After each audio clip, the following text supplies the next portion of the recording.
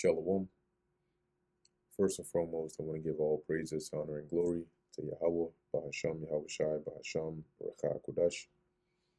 Double honors to the elders and the apostles of Great Millstone, and peace and blessings to the elect. And today we're going to go into the book of Exodus, the 29th chapter. And this is dealing with the consecration of Aaron and his sons, the actual ritual for making them, purifying them, cleansing them, and making them ready to take over that office. So this is Exodus 29:1. And this is the thing that thou shalt do unto them, to hallow them, to minister unto me in the priest's office. And when you hallow them, let's actually go into that word hallow. But basically, when you hallow them, you make them, holy. Okay, to consecrate, sanctify, prepare, dedicate, to be holy. Okay. So in order to make them holy, this is the ritual that they had to go through. Take one young bullock and 2 rams without blemish, meaning no defects, and unleavened bread, and cakes unleavened, tempered or mingled with oil, and wafers unleavened, anointed with oil. Pour that oil on it. Of wheaten flour shalt thou make them. So of wheat flour. And thou shalt put them into one basket, and bring them in the basket with the bullock and the 2 rams. And Aaron and his sons thou shalt bring unto the door of the tabernacle of the congregation, and shalt wash them with water. So remember, right back to the little diagram, that's basically, likely would be happening in the court, okay, right close to the either this entrance or the entrance of the actual tabernacle. But I think it would probably be more closer to this entrance, considering the altar is also closer there, and so was the laver or the basin of water. So as it says here, and you're gonna wash them with water, and this is likely it's like a purification ritual, right? So it's not like you're gonna completely shower them, but there's certain parts like their hands, their feet, maybe their head. And thou shalt take the garments, the ones that were made in the 28th chapter, or were described in the 28th chapter, and put upon Aaron the coat, which is that tunic, and the robe of the ephod. So right here, so you have the coat all the way, first layer, then the robe, the blue, on top of that, of the ephod, and then the actual ephod itself, and the breastplate, and gird him with the curious girdle of the ephod. And that's that part right there. And thou shalt put the mitre upon his head, and put the holy crown upon the mitre. And that's what basically the front part that's engraved with that saying, holiness to the Lord. Then shalt thou take the anointing oil and pour it upon his head and anoint him. So once again, I mean, this points towards there possibly being some space at the top so that you could actually anoint his head, or else you just be pouring the oil on top of the mitre. Cool. It says, or take off the mitre, anoint and put it back on. It doesn't really specify. But long story short, make sure he's anointed. And thou shalt bring his sons and put coats upon them, because they also had garments made for them. And thou shalt gird them with girdles, Aaron and his sons, and put the bonnets on them, and the priest's office shall be theirs for a perpetual statute. And thou shalt consecrate Aaron and his sons. And thou shalt cause a bullock to be brought before the tabernacle of the congregation. And Aaron and his sons shall put their hands upon the head of the bullock. And thou shalt kill the bullock before the Lord Yahweh by the door of the tabernacle of the congregation. And thou shalt take of the blood of the bullock, and put it upon the horns of the altar with thy finger. So when they slay the bullock, they would, you know, catch the blood in one of the basins, and then, as it says, put a portion, of the blood. You dip your fingers in it and put it on the horns of the altar. See, there you go. So the four corners right there of the altar. Um, where we at? Beside the bottom of the altar. Oh, as it says here, and put it upon the horns of the altar with thy finger, and pour all the blood beside the bottom of the altar. So once you've basically dipped the blood on the horns, you pour the rest out at the bottom of the altar. And thou shalt take all the fat that covereth the inwards, and the caul that is above the liver, and the two kidneys, and the fat that is upon them, and burn them upon the altar. So this is going into the caul and the liver, and basically the insides of the animal, certain parts, including the kidney and the fat, and you'd burn that on the altar. But the flesh of the bullock and his skin and his dung shalt thou burn with fire without the camp. It is a sin offering, so that part will not be eaten. It would be, and it wouldn't be burnt on the altar. It would be taken outside to, somewhere far and then burnt over there.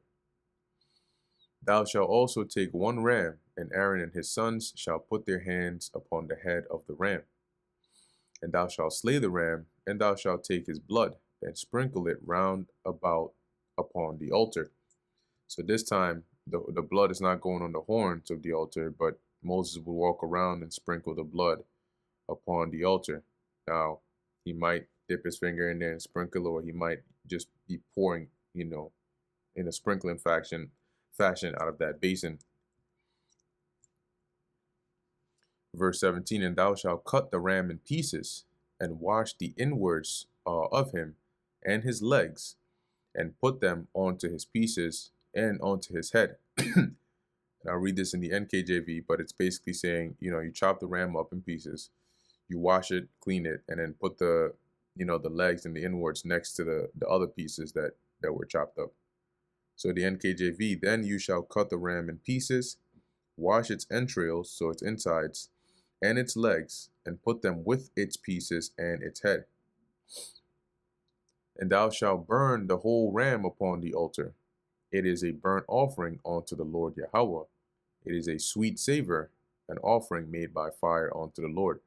This is why you needed those pans for the ashes, because burnt offerings you would burn, as it says, the animal.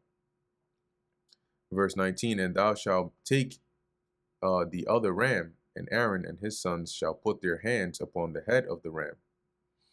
Then shalt thou kill the ram, and take of his blood, and put it on the tip of the right ear of Aaron, and upon the tip of the right ear of his sons, and upon the thumb of the right hand, and upon the great toe of their right foot, and sprinkle the blood upon the altar round about.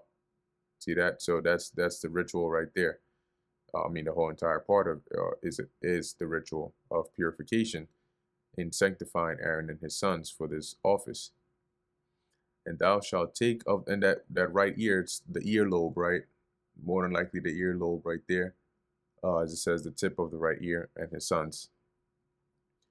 And thou shalt take of the blood that is upon the altar, and of the anointing oil, and sprinkle it upon Aaron, and upon his garments, and upon his sons, and upon the garments of his sons with him. And he shall be hallowed, and his garments, and his sons' garments with him. Also thou shalt take of the ram the fat and the rump, and the rump is like the tail area. So let's see, ram, rump. No, whoa. Ram, rump. Lord have mercy. Okay. Rump piece of, there you go. So this is an example right here, that part. Okay. So as it says here, and thou shalt take of the ram the fat and the rump and the fat that covereth the inwards and the caul. Because when you open up the animal, if you cook, you'll notice that depending on the animal it is, if it's certain animals, they have fat on them, so you gotta separate the fat from the different parts of it, right? Sometimes like some cuts of like beef or something, or you'll see the white part on it, which is the fat, and sometimes it's a lot, and you got to separate it. So here the Lord says, you're going to take the fat that's covering the inwards and the caul above the liver and the two kidneys and the fat that is upon them and the right shoulder, for it is a ram of consecration. Now, when you go into the word shoulder over here, I believe it goes into the word leg or thigh, okay? Because really, when you look at a ram, when you think of a human being, you look at the shoulder as your top front part, right? But really, when you look at a ram, all of its parts are legs, right? Leg, leg, leg, leg. Okay, so you have a similar cut here and, somewhat similar over here. So when it says shoulder, and you go into it, it's leg. But in any case, that's another part that, as it says, as the Lord commanded Moses, the right shoulder, for it is a ram of consecration. And that would likely be this piece here. And one loaf of bread, and one cake of oiled bread, and one wafer out of the basket of the unleavened bread that is before the Lord. And thou shalt put all in the hands of Aaron, so that the piece, the wafer, the cake, all of it in his hand, and in the hands of his sons, and shall wave them for a wave offering before the Lord. And that's exactly what a wave offering is. You're actually waving it. So imagine, using your hand, maybe you got palm up with the stuff in their hand, and then they're moving their arms from like left to right and right to left. So you're actually waving it. That's a wave offering before the Lord. And thou shalt receive them in their hands, or of their hands. So after that, Moses would take it up back from them and burn them upon the altar for a burnt offering, for a sweet savor unto the Lord Yahweh. It is an offering made by fire unto the Lord. And thou shalt take the breast of the ram of Aaron's consecration, and wave it for a wave offering before the Lord Yahweh, and it shall be thy part. So basically, you're going to take that part of the ram that was used for sanctifying Aaron. You're going to perform a wave offering with it, and then it'll be yours. Right? As it says, it'll be your portion, then keep it as your own portion, or it will be your share. And, the share that was given either to Moses or the priests, they would eat it because it would be theirs. And as we keep reading, the Lord will also mention which parts, as a statute, would belong to Aaron and his sons when the children of Israel would come to offer either one of these types of offerings. Verse 27, and thou shalt sanctify the breast of the wave offering and the shoulder of the heave offering. Now the heave offering is similar but different. The wave offering, you're waving, right, in the motion of your hands. The heave offering is more of a lift, so you're lifting it up, okay, and then down. So that's more of the heave offering. It's really in the motion in which you are moving your hand, say, while you're holding the offering or the piece. It says, and thou shalt sanctify the breast of the wave offering and the shoulder of the heave offering, which is waved and which is heaved up, of the ram of the consecration, even of that which is for Aaron and of that which is for his sons. So basically you would set them aside because they will be for Aaron and for his sons. And it shall be Aaron's and his sons by a statute forever from the children of Israel. So this would be the part of the offering that would go to Aaron and his sons. For it is an heave offering, and it shall be an heave offering from the children of Israel of the sacrifice of their peace offerings, even their heave offering unto the Lord. So when they come to sacrifice their peace offerings, the portion that would be used for the heave offering would go to Aaron and his sons. Okay, and that would be a statute continuously in their generations. And the holy garments of Aaron shall be his sons after him, to be anointed therein, and to be consecrated in them. So it would belong to Aaron and his descendants. And that son that is priest in his stead, so the high priest, shall put them on 7 days, when he cometh in the tabernacle of the congregation to minister in the holy place, to basically perform his duty. And thou shalt take the ram of the consecration and seethe his flesh in the holy place. So you're going to boil it. And Aaron and his sons shall eat the flesh of the ram and the bread that is in the basket by the door of the tabernacle of the congregation. And they shall eat those things wherein the atonement was made, to consecrate and to sanctify them, so the portion that would be set aside for them. But a stranger shall not eat thereof, because they are holy. And when you go into this word stranger, I believe it's is it zawar? Yeah, zawar, and it says basically a stranger, right? To become estranged, foreigner, alienated. But in this context, it's really saying nobody else, right? Nobody else is allowed to eat of it because it is holy.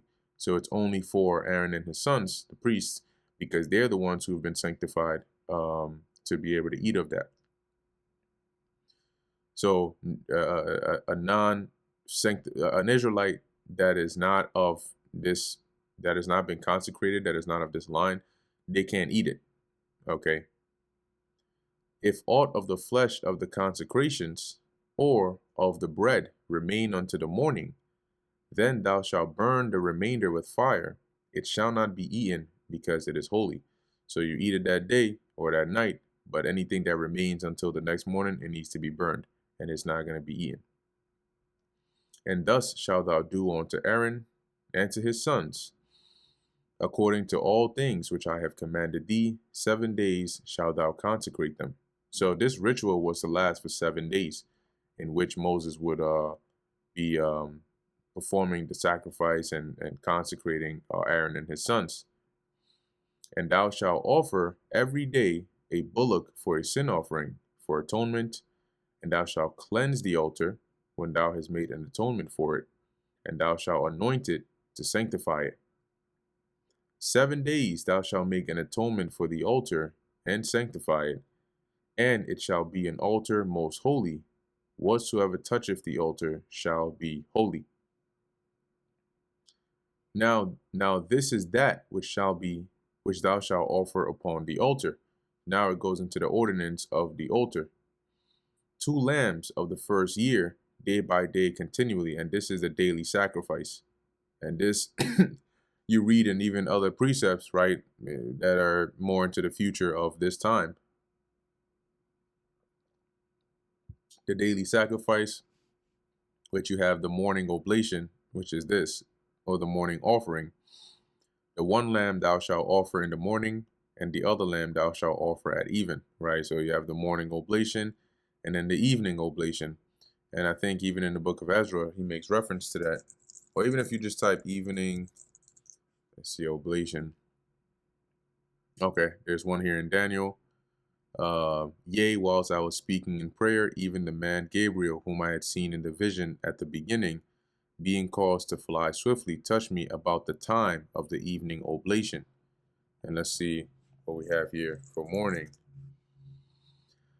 Okay, looks like there isn't a morning oblation, but I mean there is, but there's no, it's not worded as such. But there you go, right? So that was this was the setting of that ordinance.